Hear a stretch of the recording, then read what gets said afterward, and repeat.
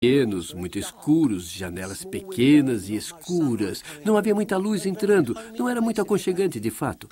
Mas nessas grandes cidades, o lar, a sala de visitas, era o meio da cidade.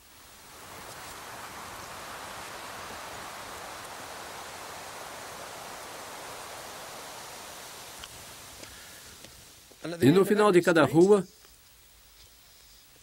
como em Londres, o nome. Mas aqui o verdadeiro tesouro. O tesouro de todas as cidades desse período. Isso é uma fonte, e a água saía por aqui, corria por ali, e ia direto para a rua, para todas as casas. Cada cidadão tinha que cuidar de sua parte do sistema de abastecimento de água. Uma coisa boa sobre a água daqui é que todo o sistema tinha sido construído e pago por uma mulher, a primeira prefeita mulher do lugar, uma senhora chamada Philly. É um papel raro para mulheres na sociedade daquele tempo. As casas, por exemplo, eram mantidas separadas. Mas não havia nada que as impedisse de entrar na vida pública. E muitas vezes entravam. Philly fez este maravilhoso sistema de arquidutos e gravou isso numa inscrição a muito orgulho cívico aqui.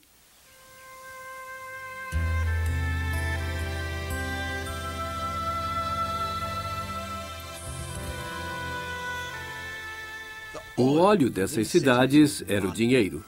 O dinheiro funcionou primeiro aqui nessa antiga ágora, as praças do mercado das cidades antigas. As cidades alugavam todas as lojas a seu redor e controlavam os preços, regulavam as quantidades, tomavam conta dos mercados.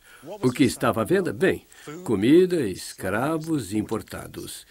E essas lindas colunas de mármore. Era aqui que os cidadãos antigos, os homens livres, passeavam para tomar um ar.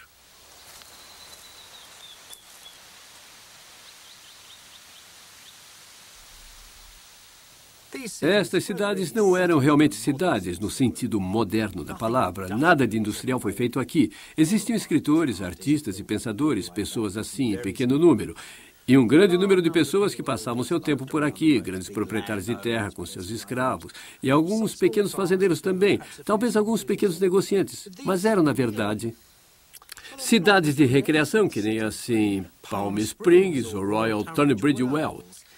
As pessoas se divertiam aqui, vinham para a Praça do Mercado, esses grandes espaços abertos, e se sentavam em suas cadeiras, falavam sobre o preço do trigo, ou se a estátua que tinham acabado de fazer era bonita como as 7 maravilhas.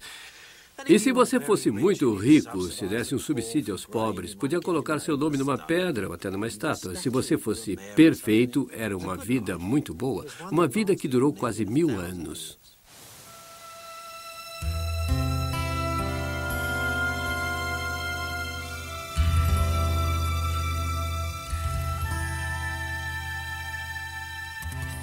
Esta é a Câmara do Conselho.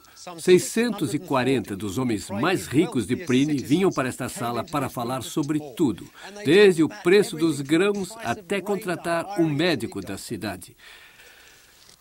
Essas pequenas câmaras do Conselho, seus assentos, seu espaço, o próprio ar delas, são os verdadeiros ancestrais da democracia moderna. Democracia não no sentido de sociedade tribais, onde todos têm direito de dar sua opinião, mas democracia no sentido de uma sociedade muito controlada e regulamentada.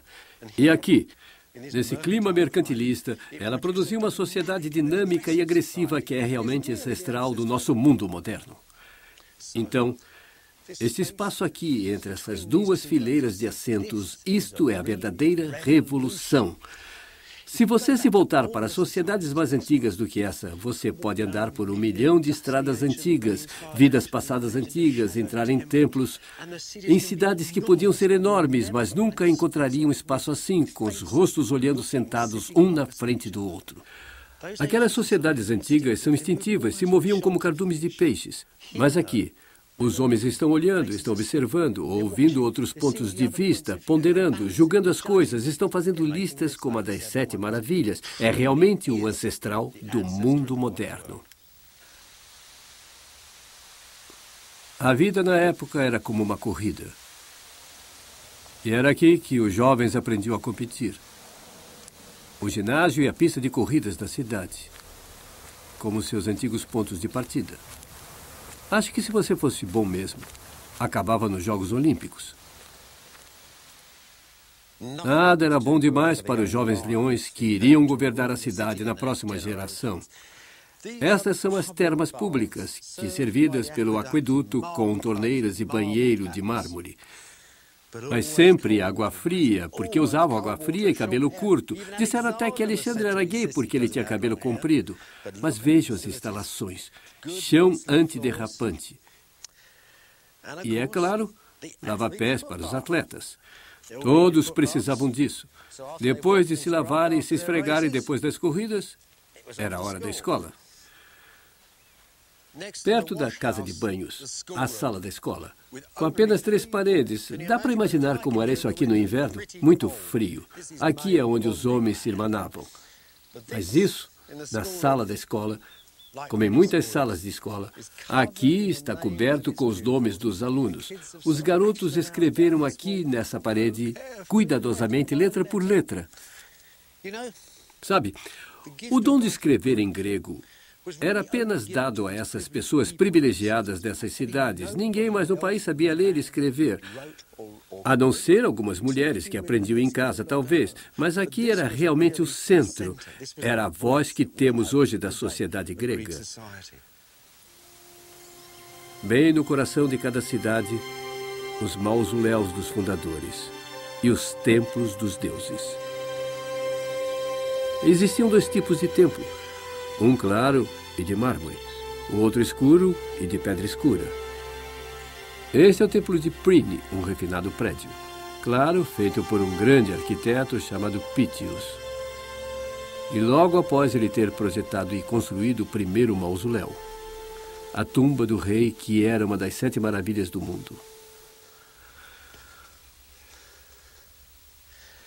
Olha, a razão da genialidade de Pítios não é o fato dele ter feito um templo grego com um telhado elevado e muitas colunas dos lados. Já se faziam isso há séculos. É o cuidado, é a minuciosidade dos detalhes que é tão inteligente. Ele tinha acabado de fazer um mausoléu e tinha voltado para o símbolo na forma mais clássica de templo. E esse pedaço, por exemplo, está a 20 metros no ar. Dá uma olhada nele. É correto. Em cada pequeno detalhe, como um circuito impresso, mas como o mais belo circuito impresso que você já viu. A genialidade está nos detalhes.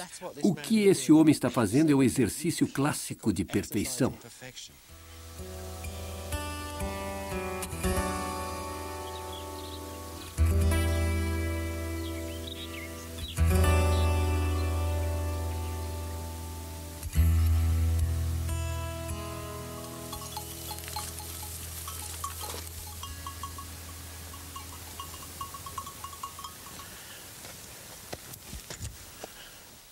Aquele ali é o Templo de Atenas. Estou indo para um outro, não menos importante para a cidade, mas não tão bonito. É o santuário de Deméter, a misteriosa deusa da fertilidade e da morte. A filha de Deméter tinha sido raptada pelo deus Hades. E todos os anos ela ia ao mundo subterrâneo e sempre ela voltava com o grão germinado. Olha, não comece a pensar que essas antigas religiões gregas são um tipo de cópia mal feita de ensaios sobre mitos gregos e romanos. Era um sistema pelo qual se podia viver. Pense num exemplo. Existe um lindo epitáfio numa lápide que diz que os pais estão escrevendo para o cara que leva os mortos até Hades. E eles dizem: tome conta de nosso garotinho. Quando ele sair do barco, por favor, ajude-o, porque ele não anda muito bem e ele está usando sapatos novos. Ora, quando as pessoas estão pensando assim, estão recebendo o consolo de um sistema. Esse é um sistema que funciona e dá a eles algum tipo de ordem para o mundo. Não sobrou muito do corredor de mistérios de Deméter agora. Sempre foi de uma arquitetura simples e banal. E as coisas que aconteciam aqui eram tão misteriosas que nós ainda não temos a menor ideia do que eram. Quando os escavadores alemães cavaram essas passagens, eles encontraram estatuetas extraordinárias enterradas. Eram figuras obscenas, como a da deusa Bulbo, cujo rosto se misturava estranhamente com sua genitália. Não se vê tipo de figura